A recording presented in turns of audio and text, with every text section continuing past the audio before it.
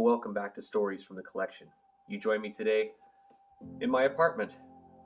Yes, unfortunately we're right into the winter now, and most of the lakes that I normally fish are actually frozen up, and the water is bitterly cold. Weather's been up and down too. We have actually had quite a mild winter, so might have to see myself on the bankside soon.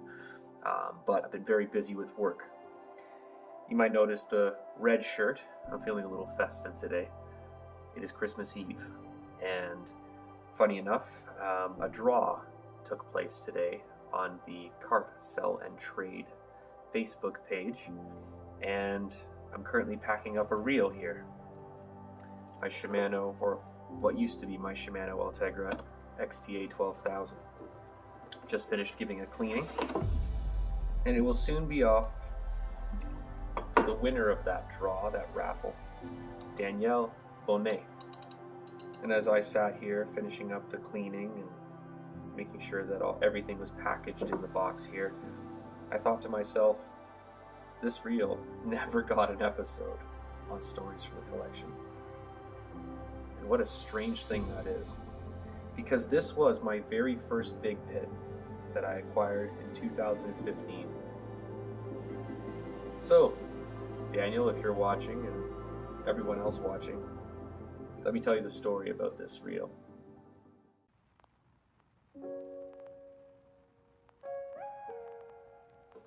I remember I acquired it first from Len Purdick, who had heard of a catastrophic failure I'd had in a bait runner style reel, and he said that perhaps for the type of fishing that I was trying to do, a big pit reel would be more suited, and it would be able to handle the incredible power of the river carp that I've been pursuing. And so he gave me this reel, sold it to me, I should say. I bought it off him for, oh my goodness, I don't even remember now. I know it was a deal then, and it came with the extra spool in the box and everything. And you know, I immediately fell in love with that reel. It became my go-to reel for the rest of the 2015 season. But I remember this reel coming out on a number of big sessions, and you know, I sit here and I open it up, and one of the first things I really think about when I look at this reel is all the sessions that Conrad and I had in that first year together when we started fishing, 2015. This reel was there for so many of them, and you know, I think about those sessions going into the later summer, early fall, and sitting there at a spot that we used to call Robin's Corner, and 14 fish on the overnighter between us.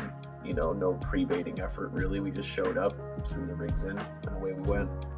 It was there as part of my pursuit for my 200th carp in a single season.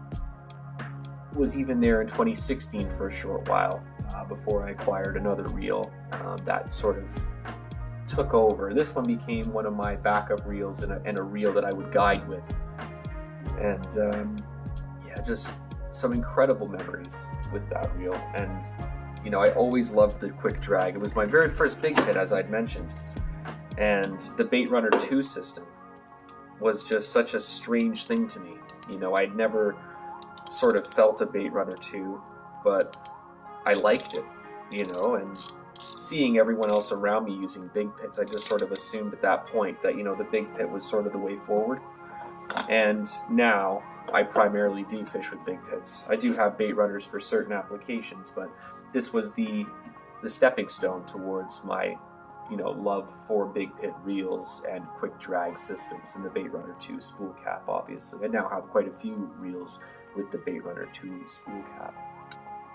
That reel was also there for the filming of the Fishing Canada episode High Traffic Carp, where I guided Pete on the Otonabee River, and I don't even know how many fish that particular reel helped bring in, but I know that first day that we were there, we had over 30 fish on, and it was only a few hours, and going into like the second and third day, it was very much the same. That reel just helped to land so many fish. The summer of 2016, I went out with my good friend Joey, and we did a session that's also up on my YouTube channel, Into the Unknown. And I remember that overnight session too. It was a really special one, and this reel was actually there for that. And my other reel, my go-to reel, I was servicing and hadn't had time to put it back together quite yet. So this reel actually came out on that trip, and I don't even know how many fish we had, but it was a good number of fish in a spot that no one had ever overnight carp fished before, because typically that spot is closed off to the public after 10 p.m. Not even the scouts camp in there. So I had a really amazing opportunity to do that, after speaking to the township and all kinds of things. And I got lucky enough to get the number of the gatekeeper who closed the gate each night, and he locked us in there. And I'll show you a clip there now of the sunrise that morning, being the only people in that whole park, and bent into a fish at first light, and all throughout the night as well. Just incredible. And a number of years passed after that before this reel really came back out for any major sessions, but it had its place here and there. I brought it out every so often because I'm someone who feels that if I'm going to have something, I better use it. And I guess coming into most recently, my move and the massive change that befall me in life, I had to uproot myself and pack all my things away, and this reel went back in its box. And it kind of stayed there for a little while until I had the opportunity to pair it up with a rod one more time. And that rod was an Atrex blank that's currently being worked on by Gord Trask of GET Fishing, and he's doing up a custom carp rod for me. In fact, he's got two of them coming, a matching set.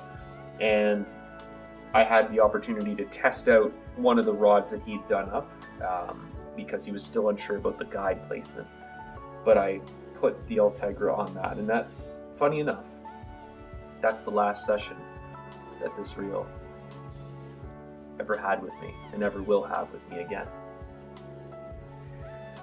So, Daniel, I hope that you love and appreciate this Ultegra 12,000 XTA as much as I appreciated it and much as I loved it. And I hope it brings you countless memories. I don't know where it will be in your arsenal, if you're intending to use it to spod, which would be fantastic as well, if you're looking to use it as a go-to reel. I can tell you that she was old reliable once upon a time. I hope that this video has found you all well. And until next time, tight lines.